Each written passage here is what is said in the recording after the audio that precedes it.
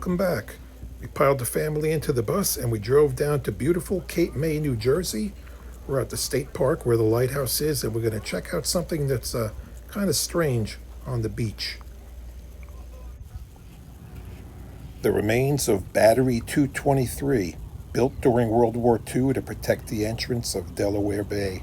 Construction was started in September of 1942 and was completed in June of 1943. It worked in conjunction with Fort Miles, which was on the other side of Delaware Bay. It's about 17 miles away over in that direction. Let's get a closer look at this thing and perhaps get a peek inside. It housed two 6-inch T2 rapid-fire guns that were mounted on shielded barbette carriages that had a range of around 9 miles. And when this was constructed, it was actually 900 feet away from the shoreline and completely covered with earth and grass to blend in with the environment. The outer walls are 6 feet thick. There were 3 entrances with heavy blast doors to get in, 2 on the side and 1 in the rear. And inside there were multiple rooms for gunpowder storage, shell storage, a plotting room, generator room, and a bathroom. The switchboard and radio room communicated with 2 lookout towers to direct the firing of the guns. One of them is still standing about a mile away and is open as a museum. This entire structure is supported on wooden pilings. And if I was standing here 20 years ago during high tide, we'd be underwater right now. I'll talk about that more later. Here's the rear door. It's been cemented shut. The remains of the hinges over here. The guns were never fired at the enemy, and after the war they were removed. And then sometime in the late 50s, a concrete pad was poured on the top of this, and they built a Quonset hut on the roof of it that was used by the Navy for radio communications. By this time, the ocean already uncovered most of the bunker. After the Quonset hut was removed, there was an observation deck put on the top with steps where people could walk around on it.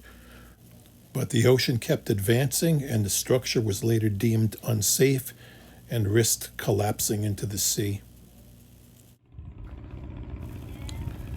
This part of the rear entryway used to be attached up over here till it finally broke off and fell into the water.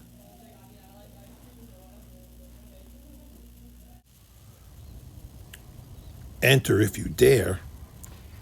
Challenge accepted. Hey dude, hold my beer.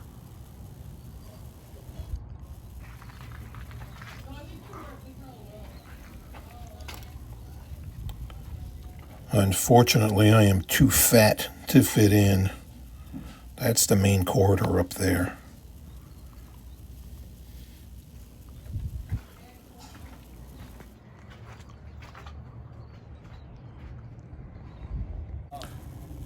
So what caused this beach to erode so quickly? At the time when this battery was built, the Cape May Canal was also dug to keep ships from having to pass along the southern point of New Jersey. They built 2 stone jetties to protect the channel entrance, and that contributed to the natural effect of sand being deposited here to disappear, and that's what accelerated the erosion of this beach. What's left of the gun emplacements is now buried underneath the sand, and all of this was put here when the beach was replenished in the early 2000s. In June of 2008, the site was placed on the National Register of Historic Places. So the only thing that could destroy this thing now would be Mother Nature. And as you could see, she almost did it already. Well, this is definitely the most interesting thing I ever found on the beach. I would love to see this thing reopened in some capacity as a museum or just to be able to walk around inside and explore.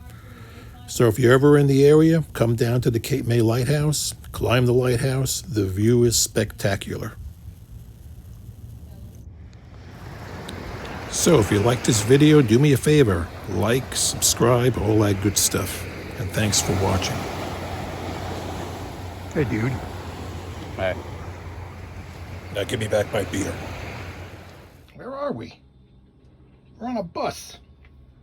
Cat on a bus. You nosy?